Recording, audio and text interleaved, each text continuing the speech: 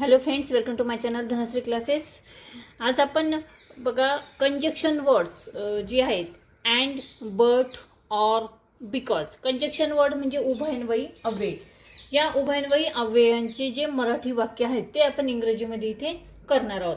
तर अगोदर आपण कंजक्शन वर्ड आणि उभयन्वयी अव्यय म्हणजे काय तर ते इथे बघूया. तर उभयन्वयी अव्यय म्हणजे दोन शब्द किंवा दोन वाक्य जोडणारा शब्द. ठीक आहे. उभयन्वयी अव्यय म्हणजे असे शब्द जे दोन वाक्य किंवा दोन शब्द जोडतात. जसे की and, but, or, because. And म्हणजेच काय, त्याला आपण आणि असे म्हणतो. आणि त्यानंतर बटला आपण काय म्हणतो, पण. ठीक आहे. ऑर म्हणजे आपण म्हणतो किंवा, हे किंवा ते. ठीक आहे. बिकॉज म्हणजे कारण. आणि, पण, किंवा, कारण, पण किंवा परंतु. ठीक आहे.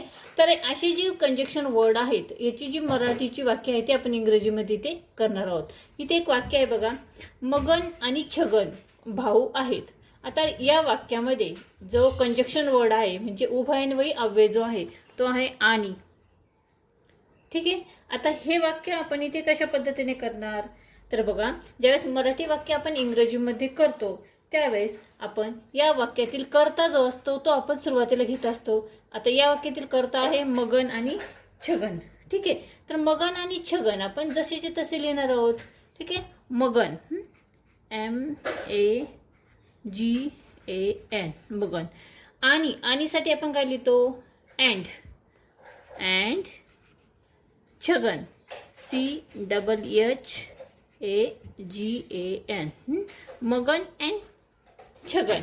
आता हे दोघं झाले त्यामुळे पुढे काय येईल आपलं, आर. आणि दोघे काय आहेत तर भाऊ आहेत. Magan and Chhagan are brothers. ठीक आहे. Magan and Chhagan are brothers. पुढचं वाक्य बघूया, तो वेगाने धावला आणि त्याने बस पकडली. ठीक आहे. आता या वाक्यातील कंजक्शन वर्ड कोणता आला आहे, आणि. आता आपण मराठी वाक्य इंग्रजीमध्ये करणार आहोत. तर या वाक्यातील कर्ता कोणता आहे, तो हा कर्ता आहे त्यामुळे तो कर्त्यासाठी आपण सुरुवातीला काय लिहिणार आहोत, तो साठी आपण लिहिणार आहोत ही. ठीक आहे. ही. आता या वाक्यातील क्रियापद कोणता आहे, तो वेगाने धावला. आता पहिल्या वाक्यातील क्रियापद आपण इथे घेणार आहोत. धावणे हे क्रियापद झालं. इथे दोन वाक्य तयार झाली बघा, तो वेगाने धावला, त्याने बस पकडली. हे जे वाक्य आहे आणि या कंजक्शन वर्डने म्हणजे उभयन्वयी अव्ययाने हे जोडलेलं आहे. आता पहिलं वाक्य आपण अगोदर इथे लिहून घेणार आहोत.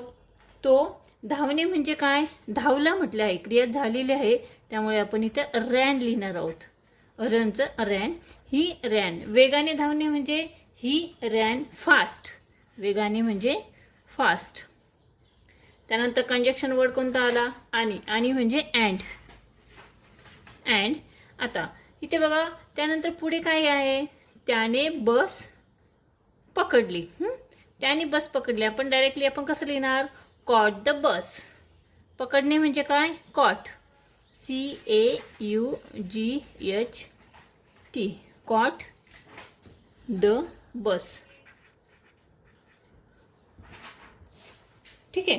पुढचं वाक्य बघूया, राजू उंच आहे परंतु सोमू ठेंगणा आहे. आता हे दोन वाक्य आहे. हे दोन वाक्य परंतु या शब्दाने जोडलेले आहेत. परंतु हा काय झाला, कंजक्शन वर्ड झाला, म्हणजे उभयन्वयी अव्यय झाला.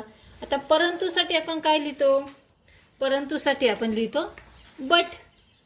ठीक आहे. आता पहिलं जे वाक्य आहे, राजू उंच आहे, या वाक्यातील कर्ता आहे राजू. मग आपण राजू लिहिणार आहोत. राजू इज. उंच म्हणजे टॉल. Raju is tall. परंतु म्हणे बट. सोमू ठेंगणा आहे. पुढे काय लिहिणार आहोत आपण, बट सोमू. आता हे काय झाला, सोमू काय झालं या वाक्यातील कर्ता झाला. मग सोमू इज ठेंगणा, याला आपण काय म्हणतो, शॉर्ट. ठीक आहे. कशा पद्धतीने लिहिलं आपण, Raju is tall but Somu is short. पुढचं वाक्य बघूया. ते पाणी उष्ण आहे की थंड आहे.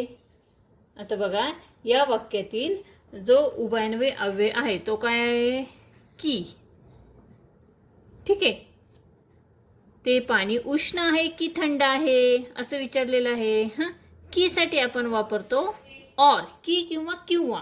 की किंवा किंवा यासाठी आपण वापरतो और. आता या वाक्यातील कर्ता आहे ते. ते साठी आपण लिहिणार आहोत it. It. That water hot. It that water. ते पाणी उष्ण आहे का? आहे की. की म्हटलंय. की साठी आपण लिहिणार आहोत और. थंड आहे. थंड साठी काय लिहिणार आहोत? कोल्ड. बघा कशा पद्धतीने वाक्य लिहिलं. इट दॅट म्हणजे ते पाणी उष्ण आहे का? Water hot. की. और थंड म्हणजे कोल्ड. ठीक आहे. अजून एक वाक्य इथे बघूया आपण. मी शाळेत जाऊ शकलो नाही कारण मी आजारी होतो. आता हे दोन वाक्य आहे. हे दोन्ही वाक्य कशाने जोडलेले आहेत? तर कारण. कारण हा जो उभयन्वयी अव्यय आहे त्याने जोडलेला आहे. ठीक आहे. हा जो कंजक्शन वर्ड आहे कारण. कारणसाठी आपण लिहितो बिकॉज. ठीक आहे. आता हे वाक्य आहे पहिलं, मी शाळेत जाऊ शकलो नाही. हे वाक्य आपण इंग्रजीमध्ये कशा पद्धतीने लिहिणार? तर बघा, या वाक्यातील कर्ता आहे मी. तर मी साठी आपण लिहितो आय. आता शाळेत जाऊ शकलो नाही हे नकारार्थी वाक्य आहे. या पुढे काय लिहिणार आहोत? नकारार्थी वाक्य म्हणजे कुड नॉट. कुड नॉट. मी जाऊ शकलो नाही. I could not. जाऊ न शकणे. I could not go to school. I could not go to school. कारण. कारणसाठी लिहिणार आहोत बिकॉज. इथे कोमा द्यायचा आहे. बिकॉज मी आजारी होतो. म्हणजे या वाक्यातील कर्ता काय झालं? मी. मी म्हणजे आय आणि आजारी होतो म्हणजे आय वॉज. होतो म्हणून इथे येणार आहे वॉज. आजारी म्हणजे इल. भूतकाळातील वाक्य आहे. ठीक आहे. म्हणून आपण इथे वॉज वापरलेलं आहे. तर अशा पद्धतीने आपण इथे हे जे कंजक्शन वर्ड आहेत अँड, बट, ऑर, बिकॉज म्हणजे हे जे उभयन्वयी अव्यय आहेत या अव्ययांना धरून आपण इथे मराठी वाक्य लिहिलेली आहेत आणि तीच मराठी वाक्य आपण इथे इंग्रजीमध्ये केलेली आहेत. आय होप हा व्हिडिओ तुम्हाला नक्की समजला असेल. हा व्हिडिओ जर तुम्हाला समजला असेल, आवडला असेल तर प्लीज या व्हिडिओला लाईक करा, शेअर करा आणि हो, जर चॅनलवर तुम्ही नवीन असाल तर चॅनल नक्की सबस्क्राईब करा. व्हिडिओ बघितल्याबद्दल धन्यवाद.